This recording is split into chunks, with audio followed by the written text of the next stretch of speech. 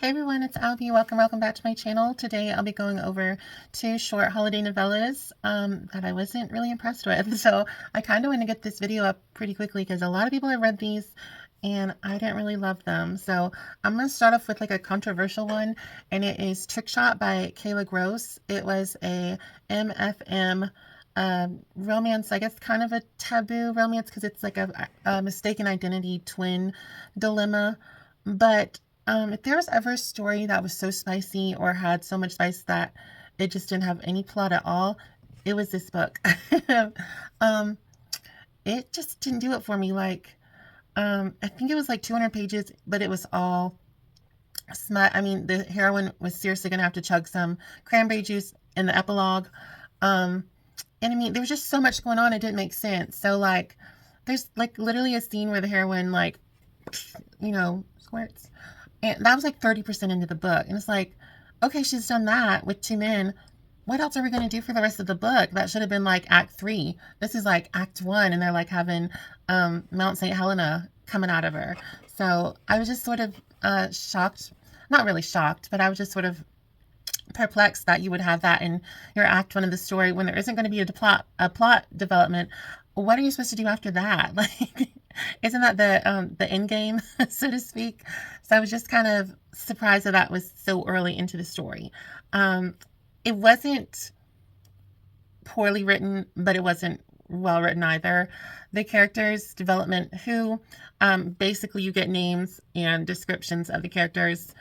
If you're looking for a story that is just a heroine with two men, no plot, just full-on spice the whole time, throw in some holiday eggnog, you got yourself a 6-star, 5-star read. If you want a little bit more substance to your rendezvous, then I think this won't be for you. Well, that kind of rhymed on like the smutty Dr. Seuss. But overall, I really wanted to enjoy it. I thought it was going to be a lot of fun. I don't think I've actually, no, I have read an MFM this year. I read that cowboy one. That one was really good. And I've read the Wicked Villains with Hera and not Zeus, Hades and Hercules.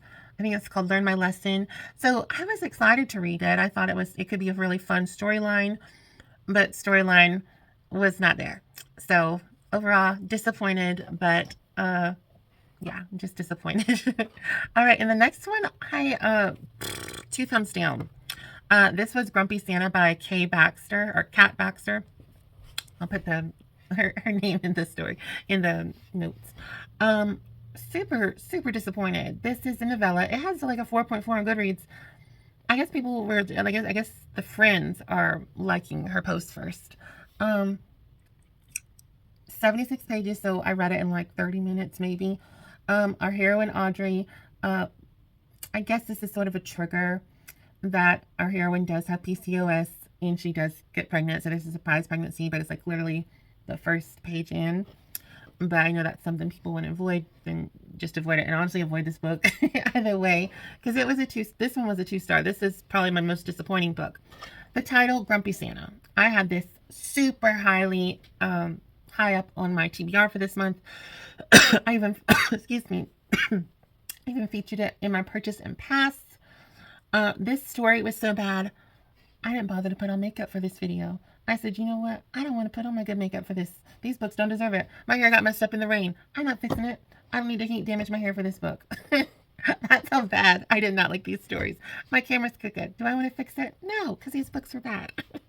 I don't want to put effort into this because they didn't put effort. But so yeah, we had Audrey, had Jace. She works at a hardware store. He's grumpy. They have a one-day stand. She's like in overalls and like a coquettish look with panties or whatever. And he's like, besmirched. They do the deed. It flips back and forth between past and present. Surprise, surprise. She's pregnant. And there's literally no Santa Claus. He's not Santa Claus. He's barely grumpy. We barely get anything of Jace. It's mostly from Audrey's point of view. There is a couple Jace chapters, but he's not really a fully fledged developed character in my opinion. But it says Grumpy Santa, and even on the little cover thing it says like Santa's going to be on the naughty list. There's not a Santa. He's not Santa Claus. He's not even the dentist elf. So super disappointed. Like, I guess I could garner some of that from the synopsis, but the cover and the little blurb thing on the front saying like the Santa's on the naughty list, I'm hoping for some Santa kink.